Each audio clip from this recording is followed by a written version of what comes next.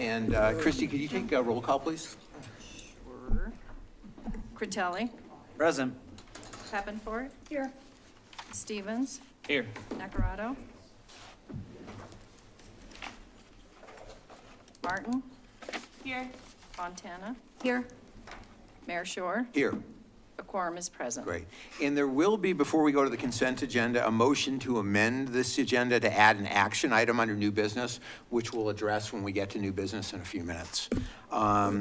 Any questions, concerns, or comments on the consent agenda this evening? Mr. Mayor, I move to combine and approve the items on the consent agenda. Second.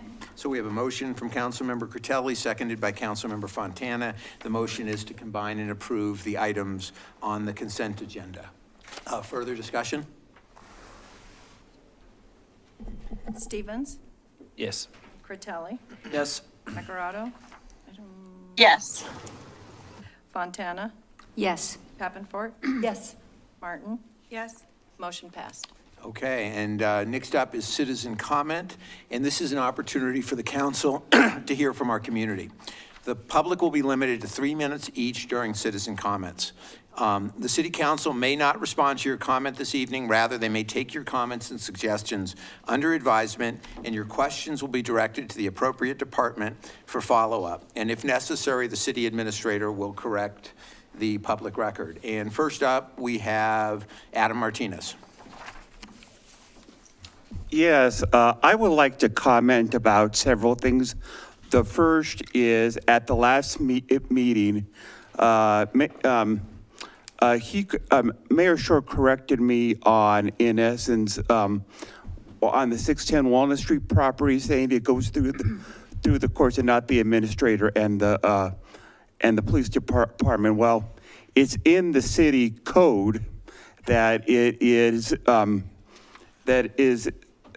goes through the administrator and the police department, and it's in the city code. But in essence, Mayor Shore lied about that, which he's a pathological liar. And then the second most point I would like to add is that when it comes to the, in essence, scope of work by Administrator Dunes, when he said she, in essence, was following the scope of work, that is not entirely true, because she signed off on the new police and fire station. And the thing of it is he angered some of my neighbors on Walnut Street, and they said, tell me, what is he talking about? In essence, because I've lived on that block for a quarter of a century, and I know, in essence, the way it's structured. They have, in essence, gave this woman 150 citations, and in essence, and they have sanctioned her to go to court. So in essence, he must be living in a world of his own, or not in reality. And in essence, and council feeds off of that, because what he is telling you is simply not true. And in essence, and I don't feel that he is being honest with the community or this council. And in essence, people shut their eyes and their ears and mouths, and they don't see what's going on, because it's all about him, because in essence he thinks he's right on the issue, and in essence, and I've had some of my current and former attorneys have told me otherwise. So really, it is uncitylike for, in essence, someone to tell you differently, because follow the laws. And in essence, I brought in Robert's rules, and you guys need to follow the laws. You guys can't do whatever you want to. Thank you. Thank you, Mr. Martinez, and I will take a moment to respond. There is nothing in our city codes, and there is nothing in state statutes that gives the administrator the ability to evict someone from a property that they own. And it's interesting, we have an election coming up in a few weeks, and if that was put on the ballot, and the ballot question was giving the city administrator the authority to remove someone from their home, I don't think it would get more than 1 or 2% of the vote. And property rights are considered really sacred, and that's why we go through the court system. So it's really unfair for Administrator Dune to be called out and accused of stuff like this when it is completely outside her scope of work. So I just wanted to go on the record and make sure that people understand that. With that said, I do appreciate that neighbors on that street are frustrated. This has been going on a long time. It's been going on well before I got onto council over 7 years ago. Administrator Dune has been with the city in this capacity for under a year. We are making progress, but it comes down to the courts because property rights really, really are important. So just wanted to clarify that. Next up, we have Dave Hinman. This will be short and sweet and not contentious. This is the end of the irrigation season, and I think it's important just to give a public shout out to one of the public employees. I'd like to thank Ryan Matthews for the Parks Department for his excellent work on keeping the grass and the trees in the parks green. Thanks. Appreciate that. Thank you, Dave. Thank you. Do we have anyone online this evening? We do not. Okay, very good. All right, so that will take us to unfinished business and Resolution 2024-64, a resolution of the City Council of the City of Salida, Colorado, summarizing revenues and expenditures for each fund and adopting a budget for this calendar year beginning on the first day of January 2025 and ending on the last day of December 2025. This was continued from the October 1st, 2024 council meeting, and I believe the mic is yours. You know, we've had our first discussion on the budget. I'll just recap in case it's somebody's first time to listen in. On September 3rd. Can you bring the mic a little closer, just in case, so Yes. people can hear? Sorry. I don't know how this works. This Like seems. that. Thanks. Okay. We had our first discussion in a public session, obviously, on September 3rd at your work session. You received an introduction to the proposed budget from myself, as well as all of our management team presented in their areas. That same day, the budget was available for public presentation. It was available online in the line item details, as well as it was available in my office if anyone wanted to come in and review it there. The availability of the budget for public inspection was duly noticed, as we are required to do. And we also held a public hearing on October 1st, and we are continuing that hearing to tonight. The numbers in front of you today do have a couple of changes. You know, we continue to scrub right up until the last day. My watch, I'm sorry, is going nuts. But we did add more rollover type of funds. There are funds in the housing fund now, $1.1 million for land and associated professional service work, offset by $750,000 in grant dollars for a LIHTC senior housing project, which will be grant funded after our $350,000 contribution of STR funds. And there is also a rollover of open space fees. We've had a particularly good year collecting fees in this area this year. $440,000 has been collected, and that needs to be spent on parks, trails, or open space work. And so we did put the funds in the 2025 budget as of now.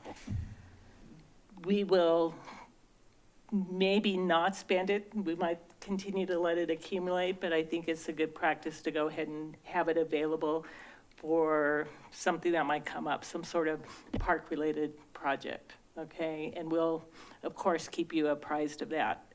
There were a couple of various line item changes that were made, very small amount. I think it added up to less than $20,000 total as we got more details on various line items. I think we need to have a hearing.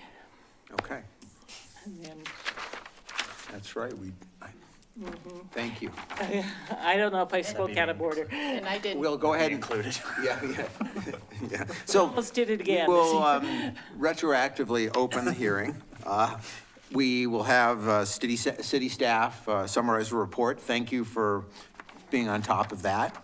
There is no applicant present other than the city itself. Do we have anyone signed up for public comment? There was not any. I didn't have a sheet up. Nobody. Anyone online? Thank you, Merrill. Anyone online? Oh, thanks. That's for the Appreciate next it. one.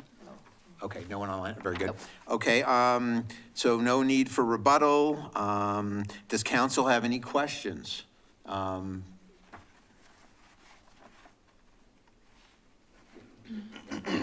No, Of the, for the budget? Yeah, the budget. of the rebuttal?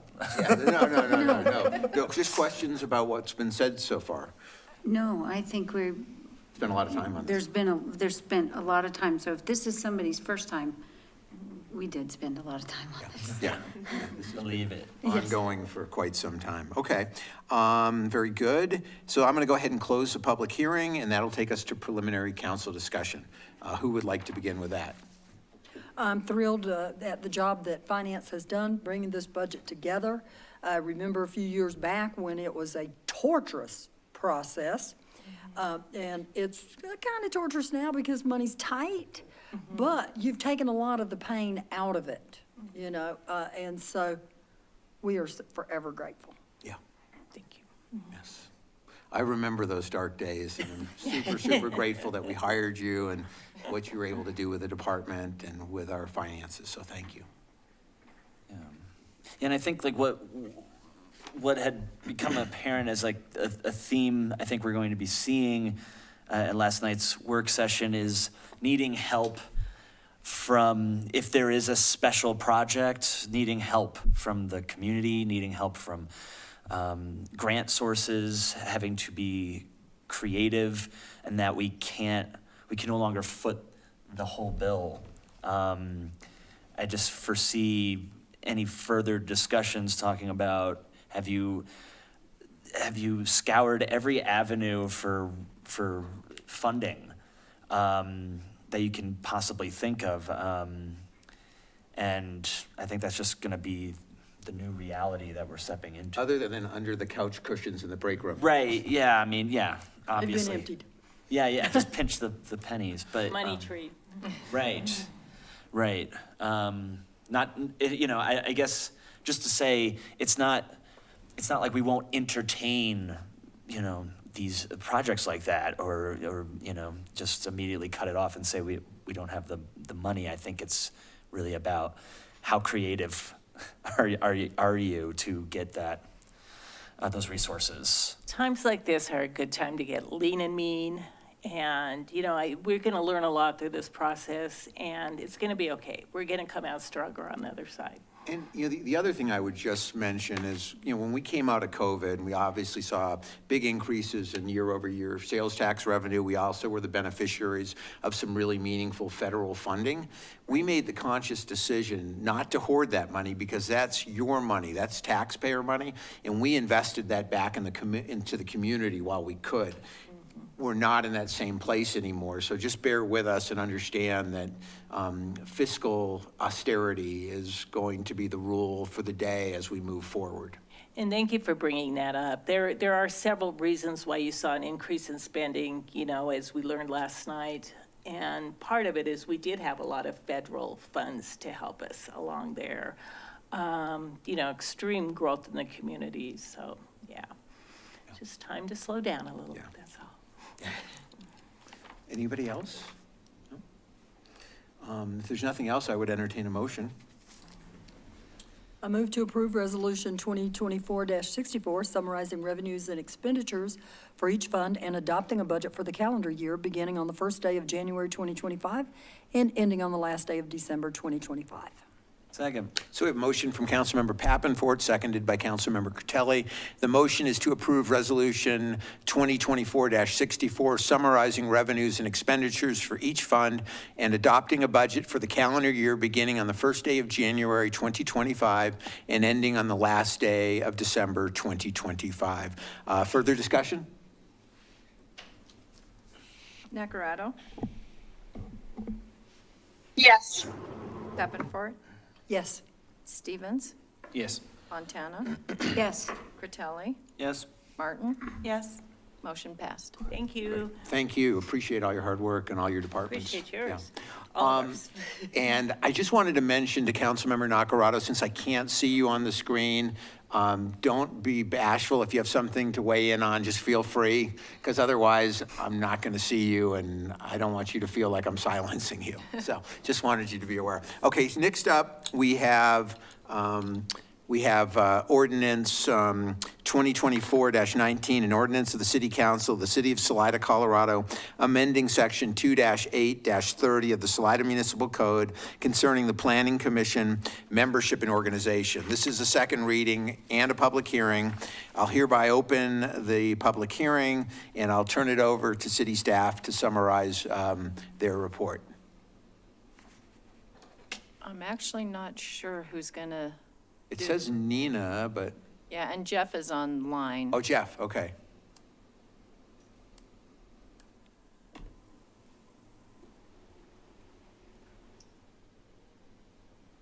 Are you Evening, there? Mayor and Yeah. Council. I'm just trying to pull this ordinance up here.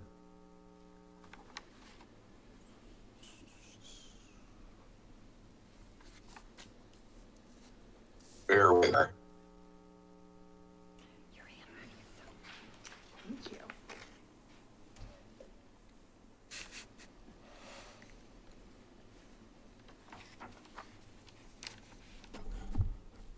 Jeff, it's Bill. I can help out if need be. I would appreciate that, Bill. I'm just having a little trouble getting the sheet up here. Nina just came back from vacation, so you're at a bit of a handoff here. Okay, I'll see what I can do. Sorry, get my head back into this one. I wasn't expecting to present it, but basically, this is updating some of the code language around the rules for planning commissioners, specifically in number of absences, excuse me, that are allowed without it potentially going to city council to determine whether or not those planning commissioners can continue in that role, excuse me. I'm looking at it right now as well. I think that was very well done, Bill. I think that's, Tripping over my words a I little was bit just there. scanning the ordinance, and that's basically the only change in the ordinance. Yep. You have no more than 3 absences for a regular planning commission meeting in a 12-month period. So that's the addition. That's the new parameter on attendance. Yeah, just trying to create very specific criteria. Yeah. Is Yeah. it the same standard we? Hold it to a higher standard. Different standard. Oh, but they have less. They have less meetings. Less meetings, Yeah, right, they right. have 12 meetings a month Right, versus. right. yeah. Yeah, once. Or well, one a month, we have One a 4. month, Yeah. Yeah, and this is, and just to note, this is just for regular meetings, not for work sessions. Yeah. So, Okay. I think it creates fairness. Yeah. I do have one question. Sure, Can we absolutely. wait? So, yeah, go ahead. I know that somebody answered it last time. How many people are on the board? How many seats? Do you remember? yeah, there's 7 regular seats and then 2 alternate seats. And what happens, I remember I asked about, the positions being filled in their terms.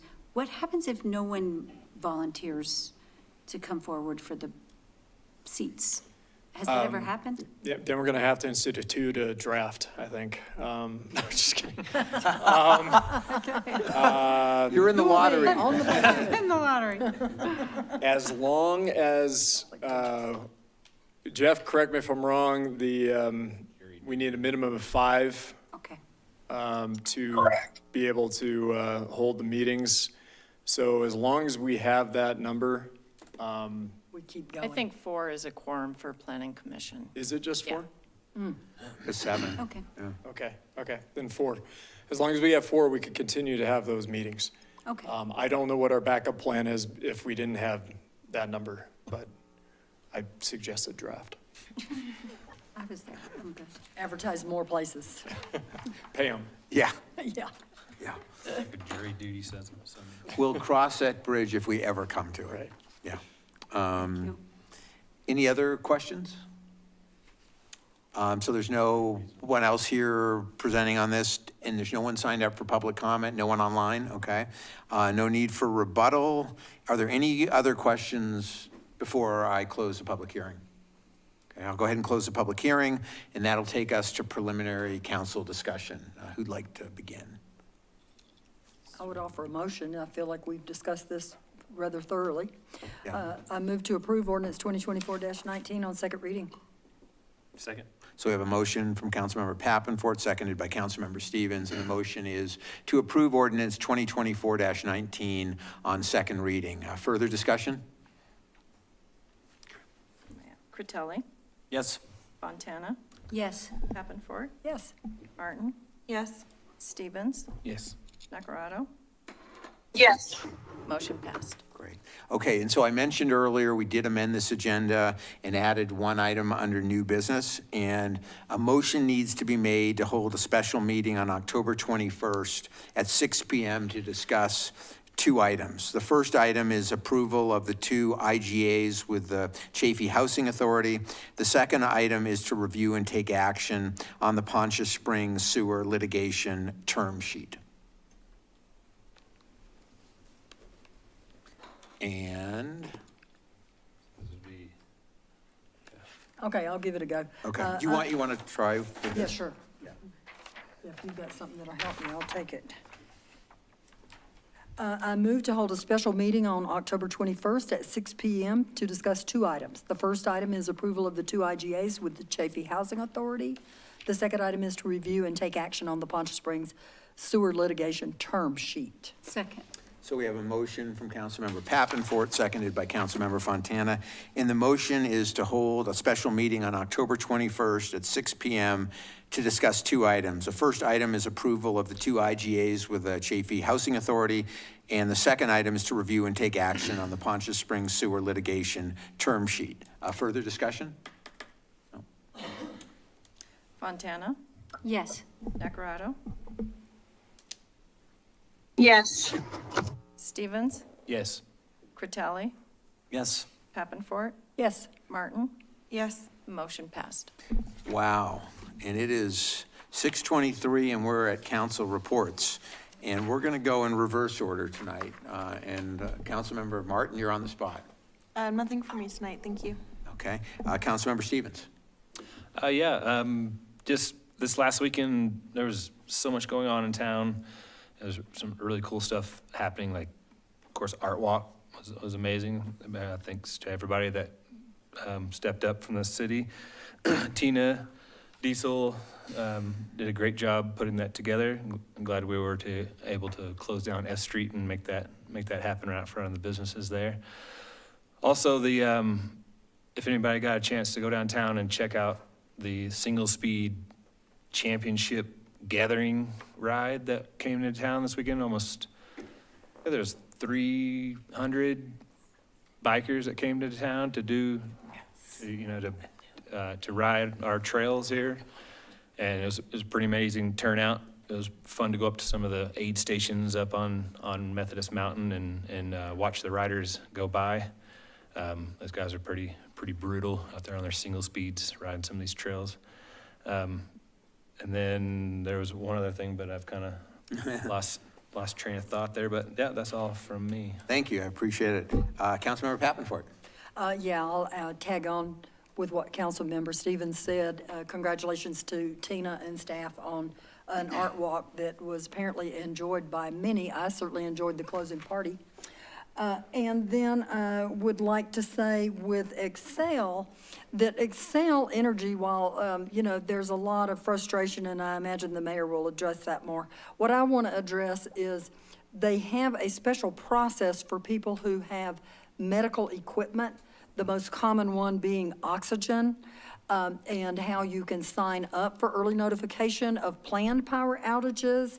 And so for those of you 60 or over, if you don't have a computer or Wi-Fi, come and see me when I'm at work, and we will figure it out and get you signed up. You're required to fill out a form and submit that to get on their radar, and it's worth doing. And that would be at the Area Agency on Aging, my daytime job. I did hear some feedback about the Tenderfoot Hill, which is the proper geographic name for that thing over there. And I was told that the Forest Service commonly posts signs that say, travel at your own risk, and that they don't get sued. So with that in mind, you know, I will relent off of some of the things I said last night. And if you're willing to go up there and fall off of that giant hill, you go right ahead. And then I want to say thank you for staff for getting the volume turned up in the online world that we are forced to live with. We are now able to hear people wherever they are, and it is so awesome. It's still awful to be in a room somewhere else and trying to communicate with a room full of people. We've all experienced that. It's under great duress that we take it on, and we always have good reasons why we have to do it. But now when we're in the room, we can hear you when you're out there. And so we really totally appreciate that. Thank you. Thank you. Councilmember Nacarado. Thank you. So I'll trust that Elisa is going to say we can't hear you. If, What was that? Okay, if you I can't hear hear loud and me. clear. At any point, please do let me know. I have quite a few important things tonight on my council report. The first is a reminder that for our commissions and boards, that those members, if they do happen to write an op-ed to the newspaper or elsewhere, that they can't speak for the whole board unless that's voted upon in an open meeting. And then furthermore, if they're a member of a board or commission, that they're entitled to their opinion, certainly, but the public still knows that they are on said board or commission, so they must say that they are speaking in their individual capacity and not on behalf of the city of Salida or the applicable board of or commission. So this came up recently in an op-ed in the paper, and working to address that with our partners who wanted clarification about who speaks for the city of Salida. The next one, I'll look for another council member to support. The talk on S Mountain last night got me thinking about something I've been hearing from constituents who are over in the old Hollywood part of town across the river on the railroad tracks at the base of S Mountain. And that section of town is considered to be in Ward 1. And I'm wondering if we could just explore the road there that's at the base of S Mountain and how it's managed and who could manage it. Is there a possibility for the city to manage it? And again, that is part of the city and is considered to be in Ward 1. I would second that. Thank you. And then my third thing is to ask to pass a resolution, again, seeking another council or mayor support to pass a resolution supporting the housing legislative priorities from the Colorado Municipal League Policy Action Committee. These were shared by City Administrator June in her updates from last week. I'd support that. Okay, that's it for me. Thank you. Thank you. Councilmember Fontana. Thank you. So I have a couple things. I had to make notes because I knew I would forget. First, thank you to the City of Salida for Art Walk. Went down to some of the events. I thought it was very well run. I appreciate the city employees and the staff and everybody that puts that together. And the participants, it brings locals and it brings people from out of town. So I do appreciate that. I did hear some feedback that it may need to have some more excitement brought to it. So, and I don't know exactly what that means. They didn't have examples, but something like that. Second, I would like to bring forward, Christy Dune sent an email to council and staff about moving council meetings from Mondays and Tuesdays, first and third, to possibly one day, and I would like to see some more information on that from staff or Administrator Dune, and she said to bring that forward. Just one day? No, so moving from Mondays and Two meetings Tuesdays, one day. Mondays and Tuesdays to one day. I would like to see Yeah. what that would look like. And what we'll have to do, because I've heard from some folks on council that could present challenges from a schedule point of Right. view. And if that's the case, I just really like what we have up here right now. And I want to make sure that everyone's voice is heard. In theory, in principle, I would be willing to explore it, but it's got to work for everybody, because if it doesn't, then it becomes a problem.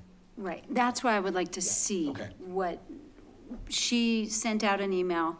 I know I replied. I don't know what everybody else said. Yeah. So I would like to see some Okay. information. Okay, great. I'm sure she can provide that when she returns. Yeah, good point.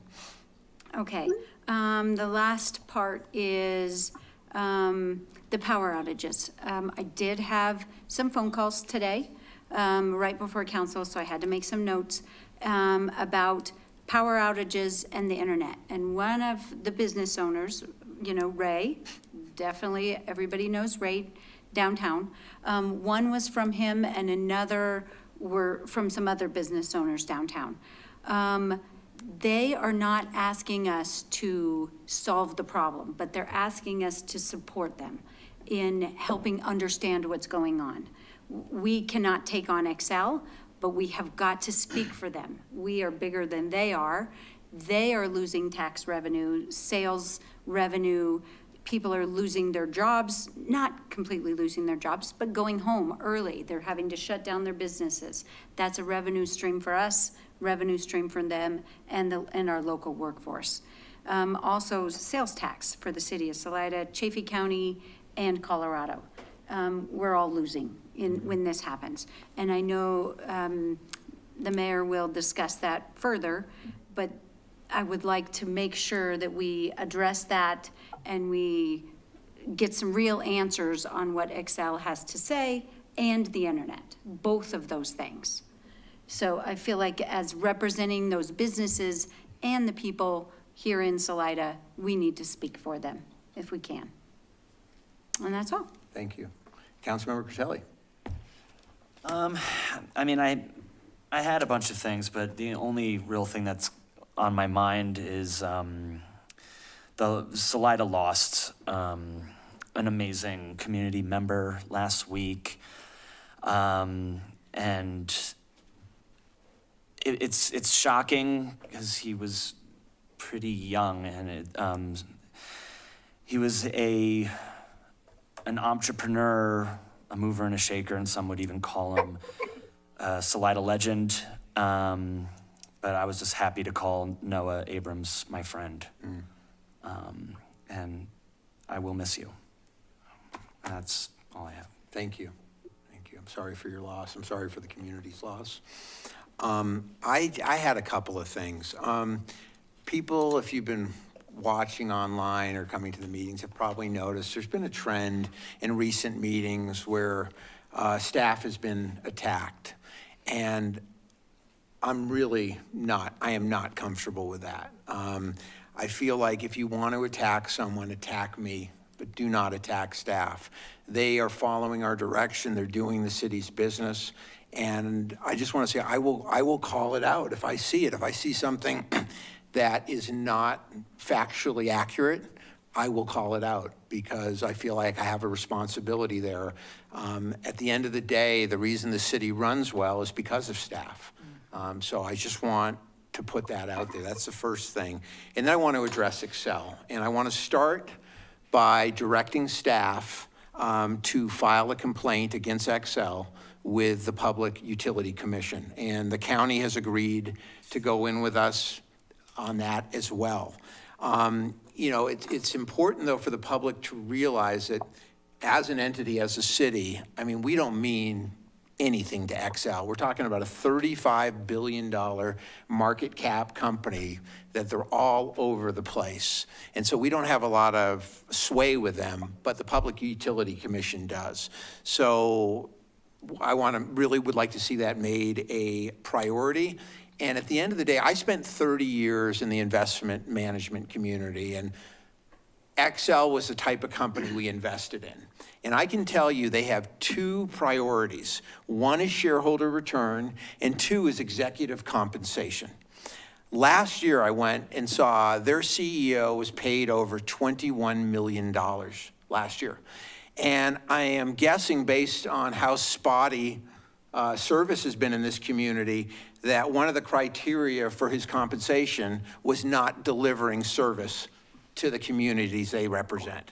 And something needs to change. I mean, we're a community that we get the vast majority of our sales tax revenues between Memorial and Labor Day, which coincides with fire season. They need to invest, maybe take a little money away out of executive compensation and invest it in infrastructure so that we have reliable power and so that our businesses aren't losing, as Councilmember Fontana spoke to, all kinds of money because a service provider isn't delivering for us. So I'm really frustrated about this. I had conversations with them today, and I told them we would be filing this in the spirit of full disclosure, and that I didn't really want to hear about why this happened or that happened. All that matters is getting us reliable, consistent power. Do that, and Salida will love you. Don't, and there's going to be a lot of rumbling and a lot of unhappiness. So that's all I had to say on that issue. I will now get off my soapbox, and I believe you'll be giving the treasurer's report this evening? I will. Okay, thanks. It's a time. Sales tax for the month of August was 5.7% up. See, when I deliver it, it's good news. No. For the city's sales tax, 4.5% up for the county portion of sales tax. That brings our sales tax collections up year to date to 3.9%. County shared taxes just up a smidge, 0.1%. In total, our taxes are 2.9% higher than a year ago. It's up, that's the good news. It is lower than our anticipated budget by 1.6%. I do want to show you on the third page here, we've added a new report. We now are breaking out our sales tax by area of town. And we've kind of lived with this for a number of months to make sure we were comfortable with the numbers and that it was sustainable to continue forward. And I am comfortable that this is materially accurate. And we're defining downtown here, the downtown group, as a location that have their sales tax licenses address, the address that they report on their sales tax license between the boundaries of D to I Street and Sackett to 4th Street. I've excluded the larger non-local flavor stores like the grocery stores, the construction store, the auto supply store, gasoline and furniture stores. So this should be, what we consider the downtown retail restaurant stores, also VRBOs that are located, in the downtown corridor. And there's also a graph that supports this on the very last page that kind of gives you an idea that most of our sales tax is coming from the local stores, which would be right there, which would be the first two groups of collections. And what we're showing there is year-to-date through August from 2019 to 2024. So we have the local stores that aren't located downtown and also the grocery stores that are located downtown. We have the downtown sector, and then we have the remote sector. That's thousands, literally thousands of stores that people buy stuff online from that it gets shipped here. But still, the majority of our sales do come from our local stores, which is good news. The bad news is that the downtown sector is down year-to-date. You know, we've been hearing that from them. It's down 4.5% year-to-date over last year. However, August hopefully is a turning point. It was up 7% this August compared to last August on the downtown sector stores. Local, not downtown, is up, and the remote sales are up year-to-date. As far as our budget tracking report, we are on target. Our revenues are down, but our spending is also, so that makes our net, increase in fund balance actually running better than budget overall for the general fund. Now, our all the other combined funds that are governmental funds, excluding the water and the wastewater and the general fund, is running over budget a little bit, and that's because we still have to amend the budget to account for the police building that we bought. And we're also better on track than what the budget anticipated for getting the fire station built. So that part will catch up, but overall it's looking good in that fund too. It just at this point in time looks like the spending's a little higher, and it's because we haven't amended the budget to account for the purchase of the building. That's all. Thank you. Appreciate it. Anything from our attorney this evening? No real report, Mayor and Council. Just want to thank Bill again for bailing me out on that PC bill. Ordinarily, I'm able to sleep all the way through your meetings, so I was kind of taken off guard there, but all ended well. Thank you so much. I appreciate you letting me know that I'm very effective at lulling you to sleep. Oh, sure. You're welcome, Mayor. Any department updates? I know we had them in the packet, but. You did. I just want to make sure, because we can usually make eye contact during these meetings, let you know that I heard you talking about the old Hollywood Road, what moving council meetings to one day a week versus two would look like, and then filing a complaint with the PUC for Excel. Yes. Without eye contact, you can still rock it. Thank you. Thank you. And all that remains was a motion to adjourn. So moved. All in favor? Aye. Have a good night, everybody. 42 minutes. Fastest meeting ever. It might have been.